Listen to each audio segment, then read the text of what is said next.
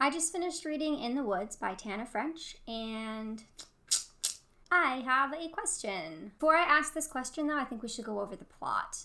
This will not be a spoiler-free endeavor, so if for some reason you want to read this book, I don't recommend it. You gotta click away now. Get out of here. Our tale follows Rob, a mediocre detective on the fictional Dublin Murder Squad. We are quickly introduced to both Rob and to his backstory. When he was a child, he and two of his friends, Jamie and Peter, went missing, and they only ever found Rob clinging to a tree with his shoes full of blood, gashes on his back, and any memory of the event wiped clean. Let's swing back around to present day.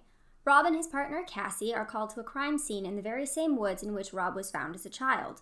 The body of a young ballerina has been found, and nearby, in the mud, is the barrette Jamie was wearing in her hair the day she went missing. Ooh. To add to the spook factor, the girl's body was found on an archaeological site on top of a sacrificial altar. So our two detectives begin their investigation with the family of the ballerina: mother, father, older sister, and identical twin sister. No leads there yet, and this book is full of a lot of red herrings, so I'm going to skip over those. But all you need to know is that the older sister's name is Rosalind, and she quickly begins blatantly trying to manipulate Rob. Us readers realize almost immediately that Rob is a dunce and putty in her hands. Throughout the course of their investigation, Tana French takes great pains to show us how wonderful and platonic Rob and Cassie's friendship is.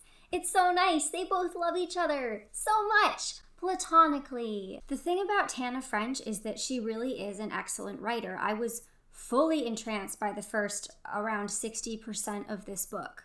When I couldn't be reading it, I was thinking about it. At night, I was dreaming about it. Her descriptions of Rob's latchkey childhood resonated deeply with me and matched tidily with my own outdoorsy childhood, and I felt a strong affection for Rob and a tendency to be lenient with him when he became, at times, rather moody. This, in tandem with his warm, loving, and supposedly platonic friendship with his partner Cassie, made it easy to forgive him for his obvious flaws, which we will get into later. Here, though, at around the 60% mark, is where the book really falls to complete ass.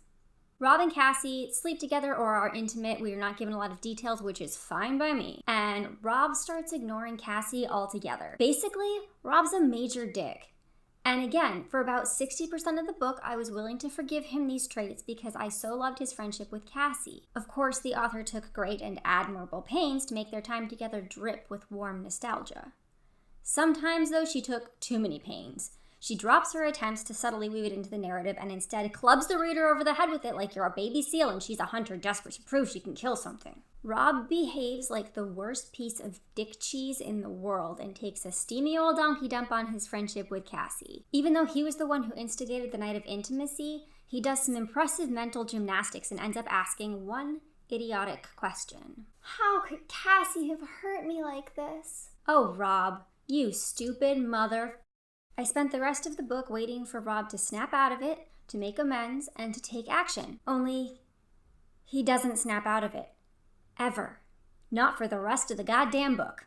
Instead, he sulks. He tends his wounds so thoroughly and for such a long time that I would have loved to reach into that book and just slapped him. He basically stops trying to solve the mystery of this poor little murdered ballerina. In fact, for the rest of the book, Rob does nothing useful whatsoever.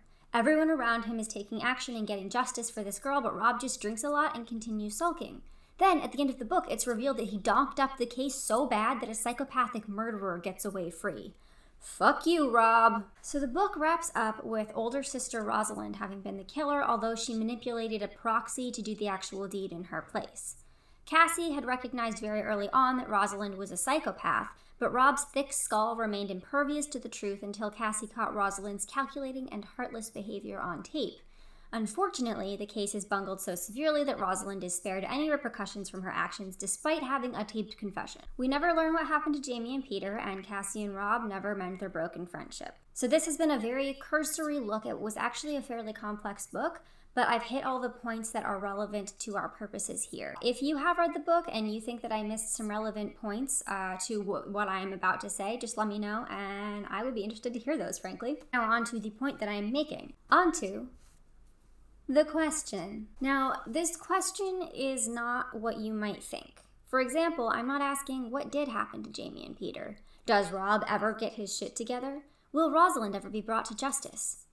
No, None of these are my question. What I really want to know is, Tana French, how could you betray your audience like this? She created a deeply flawed character, one which I was repeatedly willing to forgive in full expectation of a satisfying character arc,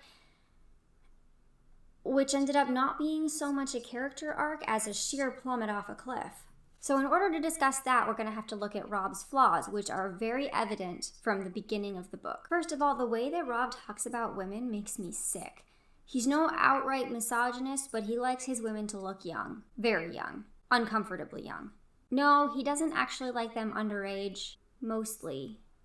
But he likes them to be childlike. His word, not mine. The part of him that loves the damsel in distress type wars with his cynical side, that loves to pick at other people's flaws so that he can create a false sense of superiority for himself. Basically, Rob needs a Twitter account. Perhaps French believed that Rob's frequently expressed desire to wrap people up in blankets and protect them would endear him to the audience, but I found it nauseating. It seemed to me at least that these desires were rooted far less in a need to save people than in a need to see himself as a good person, one who is capable of saving someone, even though his track record runs entirely contrary. He wants to believe that this desire is selfless, but it is in fact consummately selfish. So the biggest betrayal of this book is not that the top-billed mystery is never solved, although that is cause for some slight irritation. It's not even the destruction of a wonderful friendship. No, the main betrayal of this book is how long Tana French draws it out for. It seems unending and takes up what I would guess to be about 40% of the book. And this is not a small book, so 40% is a considerable time investment. Will Rob ever stop mewling as if he's a kitten in a dumpster instead of a full-grown adult? The sheer tedium of it. If brevity truly is the soul of wit, then this is the ultimate witless book. Charles Dickens, a man who is paid per word, would not have dared to attempt this level of bloviating. In interviews, Tana French says she knows exactly what happened to Jamie and Peter, but won't reveal it because she wants the audience to draw their own conclusions. That's fine by me, because by the time I reached the end of the book, I wanted nothing more than to throw it into an active volcano. Unfortunately, Tana French goes on to say that her favorite character, out of any book she's ever written, is Rob, thus making any interest I may have had in reading any of her other works wither and fall to dust around me. As I wrap up, I'm going to leave you with one more question. In the closing pages of the book, Rob asks if we, the reader, are wondering how he could have been so blind to Rosalind's true nature, and reminds us, "You had as good a chance as I did." It seems odd to me that the author would be so seemingly confident in having hoodwinked the reader when Rosalind's duplicity was written rather blatantly by that very same hand. Is this an inept author or a well-written simpleton? It's anyone's guess. Thanks for watching. Let me know if you've read this book, and if you have, what do you think? Do you agree? Do you disagree? Do you have a different take entirely? Do you think that there are parts of the book that I disregarded when considering my point? Let me know. I'm super curious, and if you loved this book, I'm even more curious. I just finished reading The Silent Patient by Alex Michaelides, and I have some vitriol to spew about that one, so stay tuned. Bye!